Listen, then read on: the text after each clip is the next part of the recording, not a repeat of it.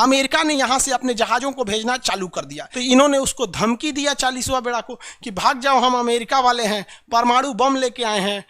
इसने कहा कि भैया तोरा से ज़्यादा परमाणु बम है हमारे पास, 200 से ज़्यादा परमाणु बम लेके हम आए हैं। क्योंकि यहाँ भारत के केवल 120 सैनिक थे, 120 सैनिक थे, और उसने कितने सैनिक भेजेगा? 6000। 93,000 फौज ने आत्मसमर्पण किया कि भारत हमको माफ कर दो, जिंदा छोड़ दो हमको। हमारे यहाँ 120 फौजी ने सरेंडर नहीं किया और तुमको धूल चटा दिया, और यहाँ तुम्हारे 93,000 फौजी ने सरेंडर कर दिया।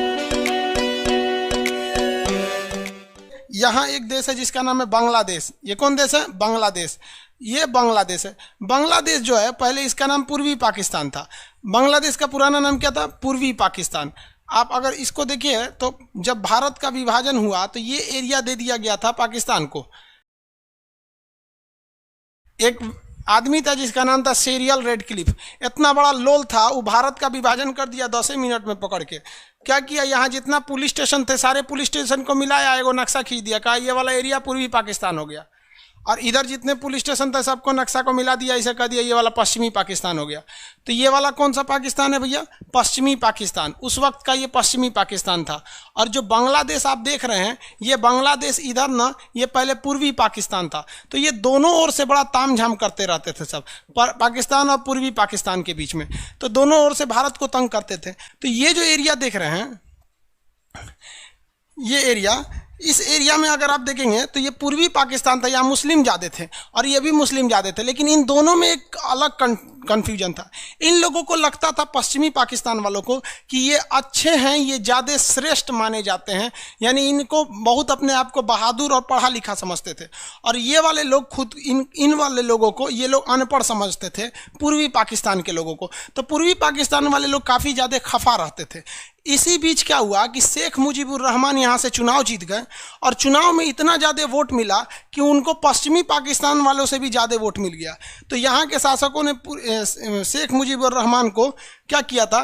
बंधक बना लिया, जिस वजह से इधर बहुत ज़्यादा लोग भड़क गए थे। पाकिस्तान वालों ने क्या किया था? इस पूर्वी पाकिस्तान के लोगों को इज्जत लूट लिया, मर्डर कर दिया, लाखों महिलाओं का बलात्कार कर दिया, ये पश्चिमी पाकिस्तान वाले लोग। तो ये हम हिंदुस्तानियों से क्या करेंगे भाई? जब तुम लोग अपने देश में मार काट करोगे तो हम लोग तो भाई तुम्हारे दुश्मन ठहरे, हम लोग क्या कर पाएंगे? तो इस वजह से यहाँ के लोग परेशान हो गए। तो इंदिरा गांधी के पास आए थे शेख मुजीबुर रहमान। तो इंदिरा गांधी ने कहा था कि आप अपनी फ़ौज बनाइए, हम मदद करेंगे। तो यहाँ पर इन लोगों ने अपनी फ़ौज बनाया जिसका नाम था मुक्ति वाहिनी। मुक्ति वाहिनी को भारतीय सेना ने चारों ओर से मदद किया, नौसेना, वायुसेना, थल सेना, तीनों ओर से मदद किया गया। हमारी वायुसेना भी हमला की थी, थल सेना भी हमला की थी। थल सेना में जनरल जैकब जो थे, इनका प्लानिंग बहुत अच्छा था। निर्मलजीत सिंह अरोड़ा थे, सैम हारमुसजी, फ्रेमजी मानेकशॉ थे। तो उस समय थल सेना प्रमुख कौन थे? मानेकशॉ। मानेकशॉ ने जिम्मेदारी किसका दिया? निर्मलजीत सिंह अरोड़ा को। और निर्मलजीत सिंह अरोड़ा ने जनरल जैकब को अंदर भेजा था। जनरल जैकब ने बहुत खतरनाक प्लान बनाया और यहाँ पाकिस्तानियों को धोना चालू कर दिया। और जब यहाँ पाकिस्तानी धोआने लगे सब, तब इनको लगा कि भैया अब हम मदद कैसे मांगेंगे। और यहाँ इनको डबल लोग धो रहे थे, एक हिंदुस्तानी लोग धो रहे थे, दूसरा मुक्ति वाहिनी के लोग धो रहे थे। वहाँ पे लड़कियों का आप रेप करेंगे, मर्डर करेंगे, अपने देश में तो कोई आपको देश वाला मानेगा नहीं। तो बांग्लादेश के साथ बहुत ज़्यादा ही अत्याचार कर रहा था। तो इसमें भारत को भी फायदा हो गया। अब पाकिस्तान को लग गया कि हमारे हाथ से ये वाला एरिया जो पूर्वी पाकिस्तान है कहीं निकल ना जाए। तो इसने क्या किया? हथियारों की सप्लाई करना चालू किया पश्चिमी पाकिस्तान से। इस साइड से क्या किया? हथियारों की सप्लाई चालू किया। तो भारत ने नेवी लगा दिया। हमारा विमान वाहक पोत जिसका नाम था विक्रांत, उसको पूरी तरह से नीचे लगा दिया गया। और हमारे वायुसेना, नौसेना के जितने भी खतरनाक युद्धक जहाज थे, विमान वाहक बोट, पनडुब्बी इत्यादि को यहाँ लगा दिया गया। पाकिस्तानियों की जो सप्लाई चेन थी यहाँ की, इसको हम लोगों ने ध्वस्त कर दिया। हमारा सबसे खतरनाक जहाज जो था, जिसका नाम था विक्रांत, उसको यहाँ लगा दिया गया। तो नीचे से धो रही थी नेवी, इस साइड से आर्मी और ऊपर से एयरफोर्स। ये लगातार बम बरसा रहे थे सब। लगातार बम बरसाने की वजह से यहाँ पर जो पाकिस्तानी थे, इनका रीढ़ टूटते जा रहा था। अब पाकिस्तान की इधर से सप्लाई नहीं हो पा रही थी। जो इधर पाकिस्तानी फौजी बचे थे, इन लोग को तो पूरा का पूरा इंडियन आर्मी, मुक्ति वाहिनी, नौसेना, वायुसेना मिलकर धो रही थी। पाकिस्तान को लगा कि भैया हमसे, हमारे हाथ से पूर्वी पाकिस्तान चला जाएगा। तो ये जो था, पूर्वी पाकिस्तान को बचाने के लिए पाकिस्तान अमेरिका के पास भीख मांगने लगा, भैया अमेरिका हमको बचा लीजिए, हमारा ये वाला एरिया निकल जाएगा हाथ से। अमेरिका ने इसमें जब एंट्री मारी तो पूरा माहौल ही बदल के रख दिया था। इसमें एंट्री मार दिया कौन? अमेरिका। और अमेरिका की एंट्री मारते बवाल हो गया बहुत भीषण, क्योंकि अमेरिका जैसे एंट्री किया तो अमेरिका की एंट्री करने के बाद कारण रूस की भी एंट्री फिक्स हो गई, क्योंकि रूस को हम लोग बचाए थे। याद कीजिए कि जब अमेरिका श्रीलंका में हम्बनटोटा बंदरगाह ले रहा था तो रूस ने भारत को कहा था कि अमेरिका को कैसे भी भगा दो। अब यहाँ पे एंट्री हो गई किसकी? अमेरिका की। अमेरिका ने यहाँ से अपने जहाज़ों को भेजना चालू कर दिया। इन जहाज़ों के ग्रुप का नाम था 7th फ्लीट, 7वां बेड़ा। इनमें 30-40 तो पानी वाली जहाजें थी और हमारा एक अकेला विक्रांत कैसे टक्कर लेता इन 30-40 जहाज़ों से। अब यहाँ से कौन सा बेड़ा आ गया? 7वां बेड़ा आ गया। इंदिरा गांधी की हालत खराब, क्योंकि 7वां बेड़ा अगर पहुँच जाता तो वो परमाणु बम लेके आ रहा था। तब इंदिरा गांधी ने कहाँ बोला? रूस में खबर किया कि भैया हम आपको बचाए थे ना, इसी का आज हमको खामियाजा भुगतना पड़ रहा है कि अमेरिका से हमारी सीधी दुश्मनी हो गई है, अमेरिका मारने आ रहा है, प्लीज़ हमको बचा लीजिए। तो रूस ने क्या कहा? कोई दिक्कत नहीं, हम भी यहाँ से जहाज़ों का ग्रुप भेज देते हैं। तो इसने भी जहाजों का ग्रुप भेज दिया, उसका नाम था 40वां बेड़ा, 40th फ्लीट। इसमें उससे भी खतरनाक जहाज थे। और चूंकि रूस हमसे ज़्यादा करीब है, यहाँ 40वां बेड़ा ने आके अपनी सारी जहाज़ों को लगा दिया। जितना जहाज यहाँ लगा दिया, इतना ना भयानक नेवल ब्लॉकेज किया कि यहाँ डिगो गार्सिया से उनकी जहाज़ें नहीं उठ पाई। और जब ये 7वां बेड़ा यहाँ पहुँच रहा है तो उसको लगा कि भैया यहाँ तो 40वां बेड़ा पहले से पहुँचा हुआ है। तो इन्होंने उसको धमकी दिया 40वां बेड़ा को कि भाग जाओ, हम अमेरिका वाले हैं, परमाणु बम लेके आए हैं। इसने कहा कि भैया तोरा से ज़्यादा परमाणु बम है हमारे पास, 200 से ज़्यादा परमाणु बम लेके हम आए हैं, तुमसे ज़्यादा खतरनाक परमाणु बम है। तो कहा कि भाई तो डरने वाला नहीं है। और इसने क्या किया? अपने ऊपर एक ऑटोमेटिक हथियार सेट कर दिया जिसे कहा गया पैट्रियट मिसाइल। ये मिसाइलें इतनी खतरनाक थी कि अगर दुश्मन ज़्यादा करीब आएगा तो ऑटोमेटिक अलार्म बजाने लगेगा, और करीब आएगा तो जहाज़ के कैप्टन पायलट सबको अलार्म बजाने लगेगा। और अगर इनकी जहाज़ें 100 किलोमीटर तक के अंदर आ गई तो अपने से मिसाइल निकाल के मार देगा। तो इनको तो पहले ही डर हो गया कि इन्होंने कौन सी मिसाइल लगा रखी है, पैट्रियट मिसाइलों को लगा रखा है। और पैट्रियट मिसाइल लगा देने की वजह से यहाँ पे बहुत ज़्यादा दिक्कत हो जाएगा। किसको? पैट्रियट मिसाइल लगा दी है तो वो एंट्री ही नहीं कर पाएगी, और जैसे ही एंट्री नहीं कर पाएंगे तो फिर यहाँ भारत का विक्रांत इनको क्या कर रहा था? धो रहा था। तो रूस ने कहा कि एक काम करो, तुम भयानक धो। तो हमारी आर्मी, एयरफोर्स, नेवी यहाँ धो रही थी। अब पाकिस्तान को इधर से तो भयानक धूल चटाया गया, इधर से भी धो रहा, पाकिस्तान पिटाते रह गए यहाँ पर। और यहाँ पर रूस और अमेरिका ये आमने सामने। हम लोग को किसने रोक दिया? हम लोग को किसने बचाया? रूस ने। और अंततः अमेरिका को यहाँ से वापस जाना पड़ा, ये कह के कि we are too late, Pakistan तुम अपने से समझो। अब पाकिस्तान का तरीका ही तो बवाल हो गया यहाँ पर, अब क्या समझेंगे? तब पाकिस्तान ने लगा कि अब हमसे हाथ से ये पूर्वी पाकिस्तान चला जाएगा। तो पाकिस्तान ने सोचा भारत को दूसरे जगह पे घेर लेते हैं। तो पाकिस्तान सोचा कि यहाँ पे हम भयानक युद्ध कर देते हैं, भयानक युद्ध होगा तो भारत का ध्यान उधर से इधर हटेगा। तो इसने यहाँ पर अपने 6000 सैनिकों को भेज दिया। कितने सैनिकों को भेजा?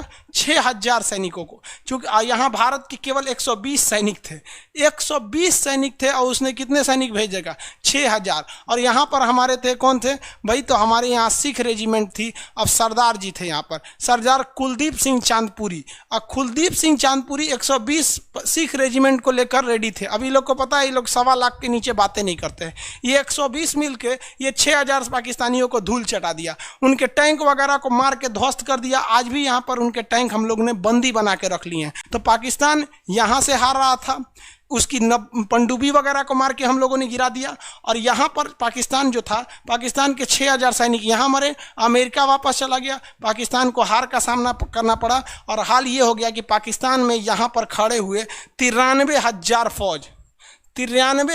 फौज ने आत्मसमर्पण किया, सरेंडर किया कि भारत हमको माफ़ कर दो, जिंदा छोड़ दो हमको। तो भारत ने यहाँ 93,000, सोचो भैया, हमारे यहाँ 120 फौजी ने सरेंडर नहीं किया और तुमको धूल चटा दिया, और यहाँ तुम्हारे 93,000 फौजी ने सरेंडर कर दिया।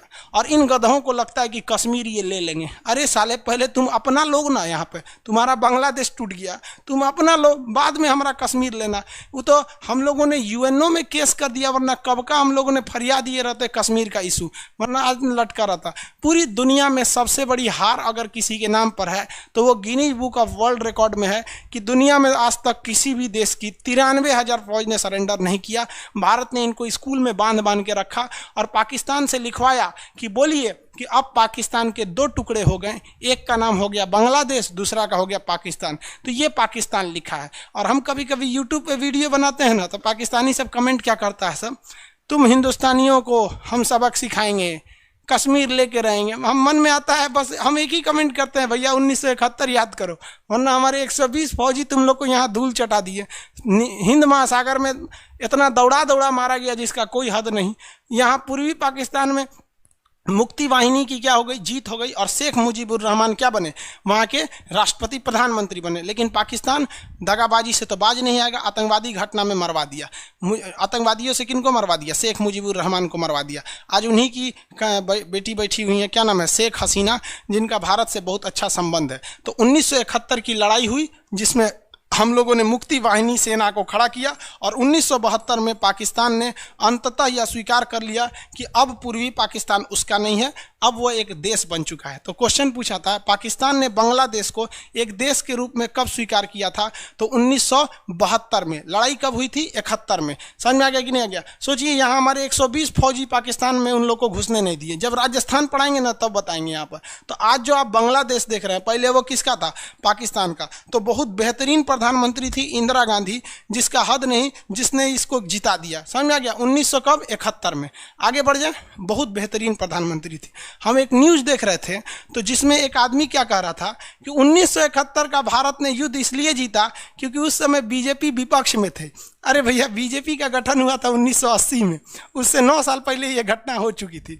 देखिए, कांग्रेस में सबसे बेहतरीन प्रधानमंत्री अगर कोई था तो वो इंदिरा गांधी थी। बाकी नेहरू के अंदर दूरदर्शिता नहीं थी, विश्वास बहुत ज़्यादा कर लेता था, बहुत खतरनाक। अब आप बताइए, अगर इंदिरा गांधी ये कदम नहीं उठाई रहती तो आज ये क्या रहता, पूर्वी पाकिस्तान। और आपको पता है क्या होता कि ये वाला एरिया में पाकिस्तान ये एरिया किसको दे देता, आप आइडिया लगाइए, चाइना को दे देता। और चाइना यहाँ पे भी आके अपनी फौज खड़ा कर लेता। और ये फौज खड़ा करने के बाद हम लोग 3 ओर से घिर जाते लोग, इधर से भी घिर जाते लोग, और इधर से तो अभी घिरे हैं, और ऊपर से चाइना से। भारत को इतना टॉर्चर करता, इसलिए इंदिरा गांधी ने इसको बहुत बेहतरीन ढंग से भांप लिया और उसने पहले ही इसको तोड़ दिया। और वो उस समय युद्ध के उस समय सेना प्रमुख कौन थे, मानेक शॉ थे। क्या थे, मानेक शॉ। पूरा नाम था सैम हारमूस जी, फ्रेम जी, जमशेद जी, मानेक शॉ। तो बांग्लादेश का पुराना नाम बताइए, पूर्वी पाकिस्तान। बांग्लादेश का पुराना नाम पूर्वी पाकिस्तान। अभी यहाँ प्रधानमंत्री कौन है, शेख हसीना है। ये एक मुस्लिम कंट्री है, यहाँ जनसंख्या बहुत ज़्यादा है, जनसंख्या के मामले में बहुत भयानक हो गया है। ये बांग्लादेश आज पाकिस्तान से भी क्या है, आगे है, इसमें कोई शक नहीं। लेकिन बांग्लादेश में आपसे क्वेश्चन जो पूछेगा उसको ध्यान से रखना है। बांग्लादेश जो है, यहाँ पर हम लोग का इससे बहुत अच्छा रिलेशन है, और इसको बना के रिलेशन रखने लायक है, क्योंकि चाइना यहाँ एंट्री करना चाहता है। चाइना यहीं पर क्या करना चाहता है, एंट्री कर लेगा। अगर वो चाइना एंट्री कर लेगा तो दिक्कत हो जाएगा, क्योंकि नेपाल को पता ही है कि ओली साहब घूम रहे हैं चाइना के इशारे पर। और यहाँ पर जो एरिया देख रहे हैं, ये चिकन नेक, ये चिकन नेक बहुत ज़रूरी है भैया। ये बहुत पतला एरिया है, लगभग 33 किलोमीटर का। इतना पतला एरिया है कि अगर यहाँ पर चाइना आ जाए, ज़रा देखिए, यहाँ पर चाइना की फौज आ जाए ये एरिया में, और यहाँ पर बांग्लादेश अपना एरिया चाइना को दे दे, तो बहुत 1 घंटा लगेगा इस एरिया को काट देने में। और जैसे ये एरिया कट जाएगा, हमारा ये वाले राज्य क्या हो जाएंगे, अलग थलग पड़ जाएंगे। इसलिए इस पतले रास्ता को हम लोग सिलीगुड़ी कॉरिडोर या चिकन नेक कहते हैं। ये जब इंडिया पढ़ाएंगे तब बताएंगे। इसलिए बांग्लादेश से भारत का संबंध रहना जरूरी है, और अभी अच्छा संबंध भी है बांग्लादेश से। हालांकि बांग्लादेश शरणार्थियों को लेकर हम लोगों ने NRC लाया था। NRC में ये कहा गया था शुरुआत में कि जो लोग NRC लिस्ट में नहीं आएंगे उन लोग को बांग्लादेश लौटा दिया जाएगा। लेकिन मोदी जी ने बांग्लादेश को स्पष्ट कर दिया कि किसी को लौटाया नहीं जाएगा। इसलिए अब वो शरणार्थी भारत में ही रहने वाले हैं। पॉलिटी के क्लास में आपको NRC का टोटल चीज़ें पढ़ा दिया गया है।